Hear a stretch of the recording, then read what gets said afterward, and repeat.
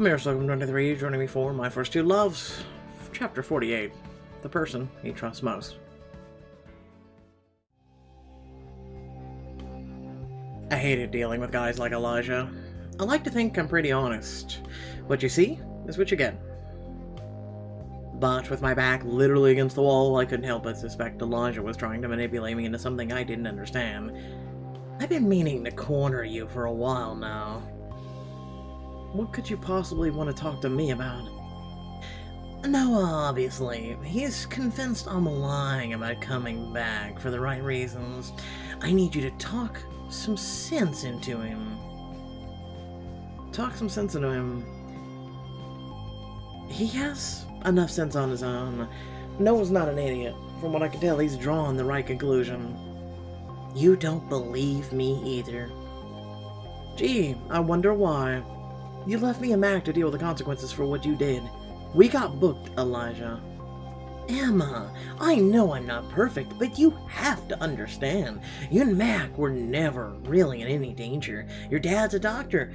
No one's gonna press charges against two good kids who made a mistake. Kids like me and Noah, though, well, you know what happened to him. Because of you. Because you ditched him. Emma, I know I'm messed up and there is nothing I can do to undo it, but please, just help me be better now. I responded with a stony glare. Elijah sighed and finally sulked off, leaving me alone. I knew Noah would want to know about our conversation, and fast. I found Noah outside helping with Winter Wonderland. He was sculpting a grotesque snowman sporting 3 ugly heads. Is that what you think people look like? Not a fan of my human take on Cerebus? Noah, it's creative, I'll give you that. At least no one can knock you for being boring. I snapped a photo of the monstrosity as Noah pretended to throw a handful of snow at me. What? Can you do better? Oh, please, let me show you how it's done. I knocked the 2 most hideous heads off the snowman, and we smoothed out over the other. Our fingers brushed as we carved its face into a shape. After a few minutes of quiet, I broke the ice. Elijah showed up at photography club, and he asked to speak with me after.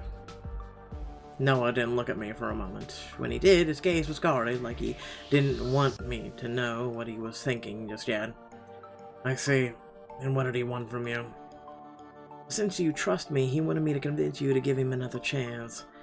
I wasn't having him. He's really trying to get me to buy this.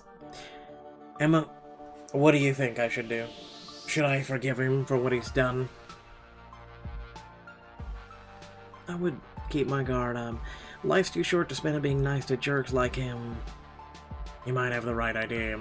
Sometimes you can't just salvage things. You look at, just look at our snowman. We looked at the misshapen head we sculpted together. One eye was lumpy and swollen, like Frosty just lost his first fist fight. Okay, maybe he's a lost cause. Time to give up and make a snow angel instead. I flopped on my back and flapped my arms and legs through the thick snow. Noah stood over me, grinning. That's gonna fill up before Winter Wonderland, you know. Is it? Maybe we could bury the snowman in it, like a grave. You think he's ugly, so we should put him out of his misery? Brutal. It's for the best. He would have gotten bullied. Noah paused, looking past me. Wow, and I was just having a discussion in my Discord about those of less fortune being bullied, so yeah, wow. Okay. What's got your attention? You do. I was thinking we could find somewhere to be together without prying eyes. You know, this guy giving me creeps. Grinning, he pointed at the snowman. What do you want to do with me that our snowman can't see? Why don't you come with me to find out? He reached down to me and offered his hand. I just want to say this. Notice how we just brush off comments like that? Like, he was misshapen, he was misformed, he was gonna get bullied, so just put him out of his misery. I literally was just having a discussion with my Discord about that just a few minutes ago before I started this video. Welcome to human nature, and none of you probably even cared about that comment and how it went past you, didn't it? Yep. Who took Noah's hand, and he definitely hoisted me up to my feet. I'd follow you anywhere, Noah. Good, because we're jumping this little fence here. Noah went first. He scaled the chain-link fencing at the edge of the school with practiced ease. Noticing my hesitation, he slid his hand to the chain-link fence to touch mine. Never hopped a fence before, huh? You can take it slow, I won't judge. Don't patronize me. I used to stand on sheer pyramids way higher than this. Carefully, I climbed to the top of the fence and dropped down on the other side, besides Noah. I was thinking about shaking the fence for a little extra excitement, but I figured I'd go easy on you. You're horrible. I followed Noah as he led the way off the beaten path. Grinning, I couldn't help but notice the snow was looking awfully actful. As quietly as I could, I scooped up a handful of snow and smushed it into a ball. Throw it. Surprise! Ugh! Noah yelped as I pelted him with the snowball. You'll pay for this. I ducked just in time to dodge the retaliatory snowball he lobbed at me. Or will I?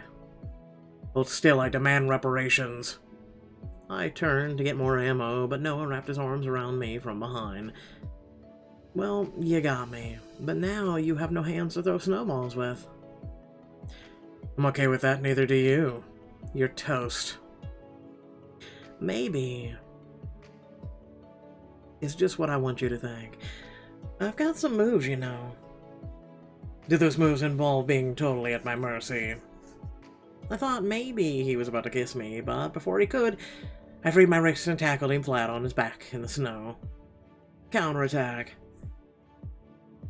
Not so fast. In one smooth motion, Noah rolled on top of me. And just like that, I was staring up at him, our bodies flush against each other. He blinked, and the snow melting on his lashes, and brought his mouth closer to mine.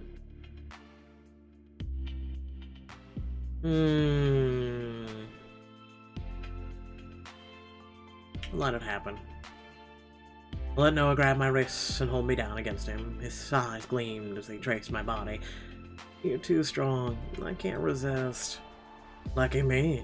Looks like I can do whatever I want to you. And I'm totally helpless to stop you. He pressed a fiery, intense kiss to my lips, pressing my back against the snowy ground with the force of his body. Bite his lip. I nibbled experimentally on his lip, grazing it lightly with my teeth. Feisty. I like him. He bit down on my lip too, almost just hard enough to hurt, sending a jolt of pleasure through me. Oh! A moan escaped my lips as Noah slid a knee between my legs. His hands gripped my hips, holding me firmly in place as I squirmed. Oh, I want you so bad. In the distance, I could hear other students leaving the parking lot. Noah reluctantly pulled back, leaving me breathless and lightheaded. Oh, it pains me to say this, but if we can hear them, they can hear us. But don't worry, I'll make it up to you. If you say so. I'm surprised the snow didn't melt with all the fireworks going off. Next time it'll be a puddle by the time I'm finished with you. I was in a daze as we made our way back to the school. I couldn't help stop thinking about what happened, or the way my body ached for him. I don't think I had my head screwed on straight until long after I got home.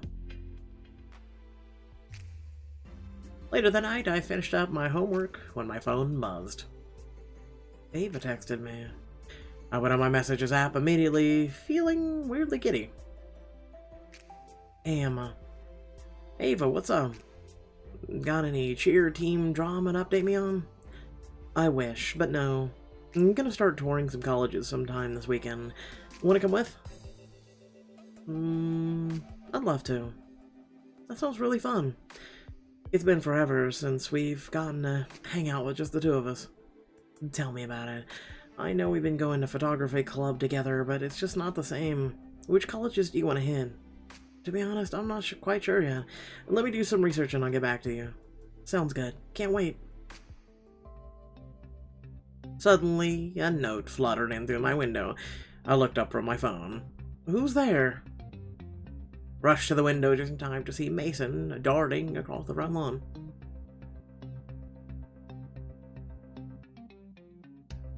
Call him out. Mason! Don't ruin it, I was never here. He winked to me with a wave. I waved back, and he disappeared around the corner. I wonder what he came here to tell me. I pulled the slip of paper from the windowsill and read it. Emma, meet me at the airport tomorrow morning at 9. Text me when you're getting close. Mason. The airport, but why? We're going on a trip in our little airplane ship. Na na na na na. 50 chapters in. Oh, I'm sorry, what? Without further ado, thank you for watching. Please remember to like, share, and subscribe. Head down description below, links to social media, Discord if you'd like to support me and my content. Without further ado, there is a link down there to join our Discord. You should perhaps join in for our discussions. Me and a member of the community were just having a discussion about human nature and things that are going on with this channel, things that are going on with humanity, things like that. It was a very deep conversation, you could say. And long story short, we were talking about special needs and things like that, especially because I have 2 special needs brothers. And human nature. And human nature to pick on the weakest, and human nature to, the strongest, and survival of the fittest, and all this other crap. And how, people just completely discard and discredit and don't care about special needs individuals or people with handicaps or malformations or things like that. And funny enough, here this chapter was discussing it. So do keep in mind that it is currently 12:45 a.m. Eastern Standard Time. Join the Discord and you'll see we did in fact have this conversation long before that. In case you're thinking, oh, well, you just made it to make a point, blah, blah, blah, blah. Nope, it is true. It is something that humanity has a big, huge flaw with. We just continue to shaft those of lesser. Like one of the mantras they say, the rich get richer and the poor get poorer. Pretty much, and that goes for more than just that. But thanks for watching, catch you all later, peace.